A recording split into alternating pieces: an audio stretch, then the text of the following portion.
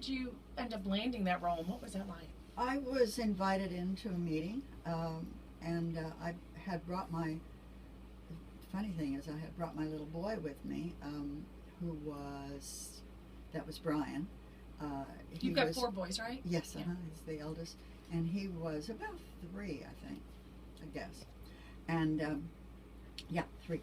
And I didn't have anyone to stay with him, so I brought him with me to the interview, and the secretary in the outer office was watching him while I went in to take the meeting, and they were telling me all about the show that was coming up, and sort of pitching it to me and asking me if I would like to be interested, and to kind of get an idea of how I felt about it. Well, I was sitting there nodding and nodding and nodding and going, really? No, that's cute. That's nice. But what I'm really doing, because your mom ears are on. My mom ears, and I'm listening out to make sure that everything is all right, that he's not over, doing anything he shouldn't be doing. Everything. So finally the meeting was at an end, and we all shook hands and thank you so much. It was so nice to meet you, and I leave and I go home and I get the call almost immediately that they wanted me to play this role. I had no idea what it was. I mean, I just because your mind was in the meeting. Paying any attention whatsoever. How long after Father Knows Best did that come? Almost immediately. Almost immediately. Yeah. There, Father Knows Best ended like bingo, because there was a writer's strike in the spring of 59, 60. My guessing, yeah. 60, and it was kind of a long one. It was about 6 weeks, as I recall. And during that time, unbeknownst to Billy and Lauren and me, the 3 kids on the show, Robert Young and Jane Wyatt, who had been kicking around the idea of stopping while they were at the top, they just said, we're tired. The children, so to speak, are now grown. They're all pretty much the same age except for Lauren. It was harder and harder and harder to come up with shows. It was taking longer and longer and longer to shoot each episode because the director wanted perfection.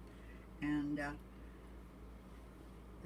so they just quit. They just shut down the production. And I didn't know until it was almost time to go back, and my agent called and said it's over. So that's the last show. You didn't know it was the last show. We didn't know it was the last show. There was no goodbye. There was no party. No last episode. There was nothing. Nothing. How many years did Father Knows Best go on? Well, 1954. A good long run. Years. Yeah. What is it like working with Robert Young? My was gosh. Wonderful. I just loved him. But then, anyway, to answer your question, that was in the spring. Yeah. And then in the fall, I did the Andy Griffith Show. Wow. So quick turnaround. Yes. Yeah. How old were you when you were on Father Knows Best? I was about 16 and a half when I was cast. So 1954, whatever. Yeah. But I turned 18 in 1957. So you went from playing a young girl to being the girlfriend of Andy Griffith. What a jump that was. Yeah, it was. And it was a strange jump. And I think because we didn't have that final feeling on Father Knows Best. I didn't, closure, this the I word get they that. use now. Yeah. I wasn't particularly comfortable as Miss Ellie. Really? And I had a 3-year contract. And they had not used it yet, but Earl Hagen had written a theme called Miss Ellie's Theme, or Ellie's Theme. It's beautiful. They were going to use it in the next season.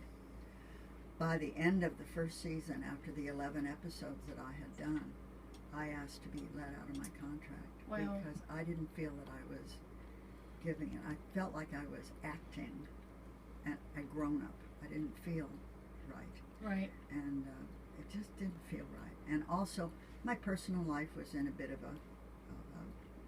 not a mess, but it needed attention. And I was tired. I had worked a long time. And we had long seasons in those days. Now, a buy of 10 and 13 is, a big deal. Yeah. We did 38. Wow. You did 38. 8 episodes in a season? In the first a couple of years, and then after that, I think it went to 32, and then maybe 28. But it was, we did a lot. Yeah. Yeah, and then there weren't reruns then either, right? I mean, you didn't have... they had reruns. When in our downtime, during the summer, they ran them. They were but during the actual reruns. season, it was probably a new episode until the summer. Yeah. Wow, I didn't realize that. And then I never took a vacation because when we had our hiatus, I would frequently go and do a play, or I'd do a movie or something. Sure. Wow. And What was the atmosphere like on the Andy Griffith set? You're there with all those, an array of neat people. Ron Howard, Andy Griffith, and B, and all that Gomer. And did you interact necessarily with all of them, even though you don't have scenes with them? Not really, no, because the only people that were on the set were those that you were actually working with. I had known a lot of the character people from, I started in movies when I was 5 and a half, so I had, as a journeyman actor, had run into all those character people over and over, and I knew them. Aunt B was wonderful. I loved her. She was very, very lovely person, and I loved Ronnie, best child actor I had worked with at that point. That's great. Just terrific. And of course Andy was a wonderful person. Yeah. And Don was hilariously funny. Did anyone ever address or ask, why is it that nobody on the show is married? Andy, you, obviously Ron, but Goober and nobody, Abby, simply nobody is married. I didn't notice that either. That's a very interesting observation. It's because he's single. It's because I'm single and I've never been married that I asked that. So I just think it might be a place I'd fit in. He wonders if he can move to Mayberry. Speaking of movies, you had a role in Pretty Woman. Probably, that was... Julia Roberts had done, I think, Majestic Steel Magnolias. Oh, had she done Steel Magnolias by that time? So she was an up-and-comer, but really, she was nominated for an Oscar for that movie, and just had... What was that like to work with her? She was a delight. She was new to me. Right. And she was very friendly and very sweet, and I don't think Morgan's seen me get real nervous. Morgan Sells, our producer, but I am apt to get at one. Well, I got a little nervous last night. I got the yips in one scene.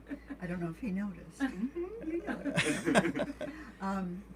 But I was terribly nervous, and I kept fluffing my first line when we were working together.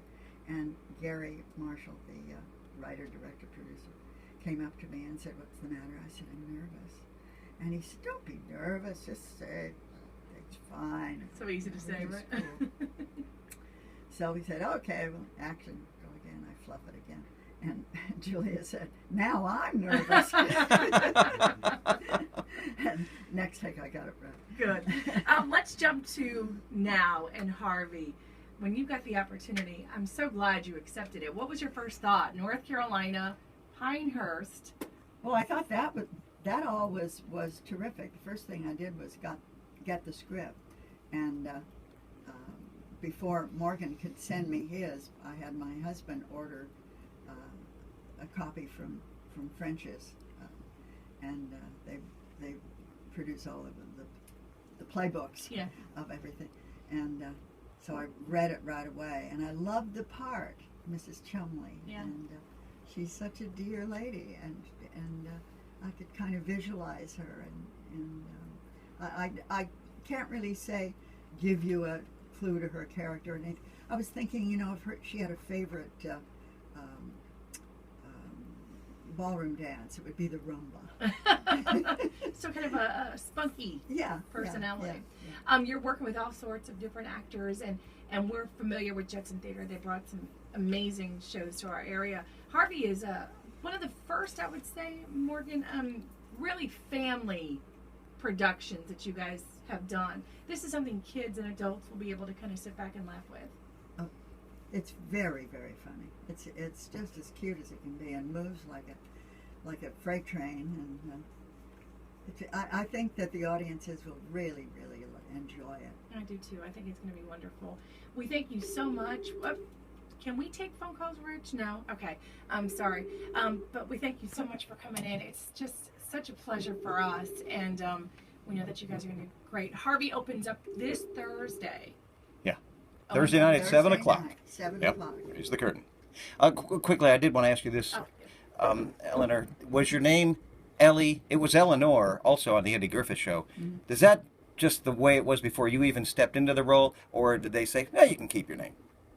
They didn't tell me, but I think they wrote it for me with They did. my name. Okay, Yeah. because Andy called you Ellie, and I heard him also call you Elinor, and so I thought, hey, maybe they get to keep their name if they're a big enough star. I mean, Andy did, right? Yeah, that's right. So I figured that was happening. I think so. Okay. Thank you very much for coming in. Thank you. It was wonderful.